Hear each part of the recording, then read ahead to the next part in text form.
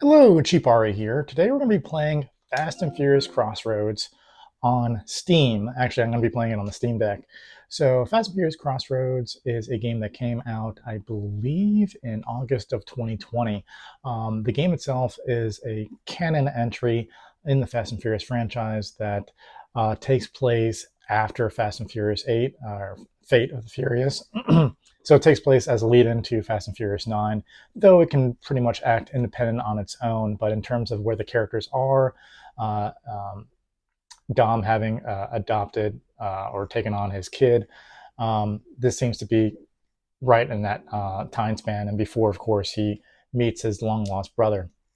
So this game, um, if I want to put it lightly, is if you want to disappoint the most amount of people in the least amount of time, you hold a family reunion. And that's exactly what Universal, Bandai, Namco, and Slightly Mad Games have done here with Fast and Furious Crossroads.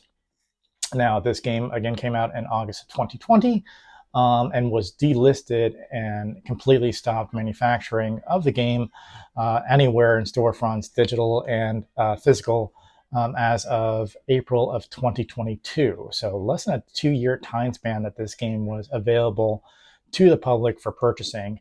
But you can still purchase this game, a PC code on Amazon. It's one of the quite of a number of surprises that you can purchase PC codes for delisted games on Amazon and other avenues to purchase some of these long lost games. Now, there is risk there because some of these PC codes may no longer work even after you've purchased it, and there are no refunds. So there are a couple games like that that I've purchased. WWE 2K16 still available on to purchase for a PC code on Steam. 2K18 or WWE 2K18 also available. Transformers: Rise of the Dark Spark. These are all games that are still purchasable for PC codes that work on Steam. Again, there's a risk there, so just be aware if you're trying to play these games nowadays on current day PCs and the Steam Deck, that your mileage may vary.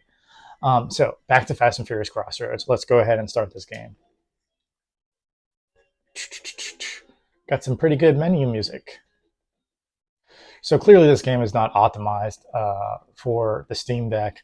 I had started playing it, and the game itself is not optimized for this feature current progress. So yeah, start over again. The volume is pretty low despite it being on its highest setting. The game doesn't have the can't get to that graphics fidelity that you require or that would be expected for this old of a game. So you can't run it on its high setting. You can only run it on medium or like the lower high settings in terms of graphics. The load times are extremely long, considering, again, this is an older game. So some things to keep in mind: this game was heavily panned when it came out. I actually think it's okay. I actually own the physical copy of this game for PlayStation 4, but I'm not going to go back into the garage where I have some of my archived games to pull it out. The graphics are okay.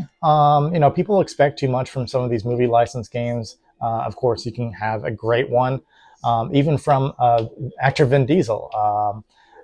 Being able to play Chronicles of Riddick Butcher's Bay, that is an amazing game. That's, to me, one of the best first-person shooters ever made. But that's just me. I think it's just a great quality game all around. Still looks good by today's standards. So this game, as you can see, I'm running on one of the.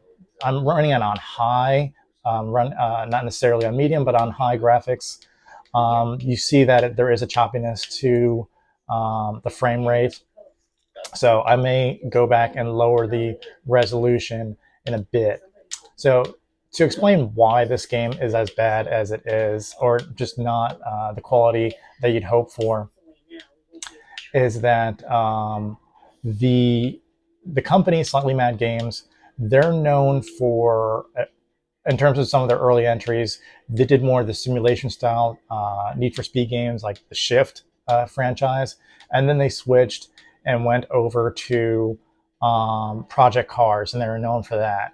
But the thing is, really, the company stopped evolving in terms of that gaming engine at about the 2015 seems to be where they kind of peaked.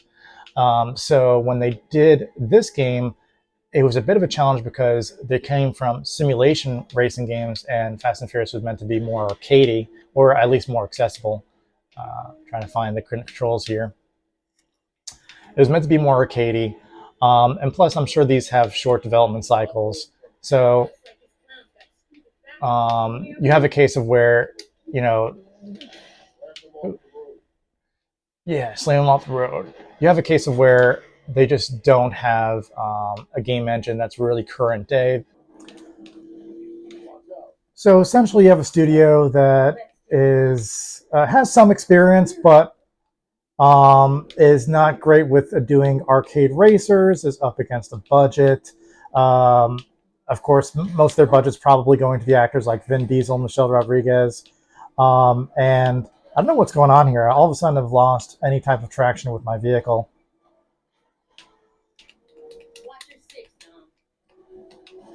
But yeah, I've completely lost traction here. What the heck is going on?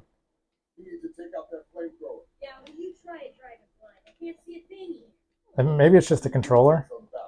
There we go. That was weird. I'm going to switch over to Letty anyway. Okay, so you can switch between characters with the D-pad. And they've got harpoon guns, and you can actually punt cars off the road. So some pretty interesting mechanics that are similar to the movie. Of course, you see here I'm trying to take out a big tank. But to go back to the studio itself, Slightly Mad Games just not up to the challenge of making a good Fast and Furious game. But of course, you've got those typical things that you have with a movie license game: time, budget, and just very high expectations, given that there's so much in the market. And I'm going back to... So unfortunately, guys, the video capture card keeps on freezing the game, and also I'm having a lot of issues with my wireless controller in playing this game. So it's become difficult to kind of record my gameplay. I'm going to probably have to split this into multiple parts. But I did want to kind of end this video with some more interesting tidbits regarding this game. Again, you have a group of characters that are really just creations for the video game that intersect with the story for Dom and Letty. There is an international terrorist organization by the name of Crossroads that is essentially building a large weapon. And you take over these two new characters that they're from Barcelona. They own a garage. They run into some local trouble. They need Letty's help. And then, of course, that envelopes them in the greater terrorist plot that they need to assist Dom and his gang to stop. So, again, in terms of the gameplay, it's very wobbly. It's very wonky. As you can see here, the character models aren't great. But that's the thing about the game. It's very outdated for even when it came out. But in terms of being a Fast and Furious game, there's not much to choose from. So I'm going to play this a bit more, hopefully get further into the game. Also do a couple more videos as I get deeper into it. But just wanted to show you at least the initial introductory stage. So with that, guys, please like, comment, and subscribe. And I'll see you guys next time. Bye.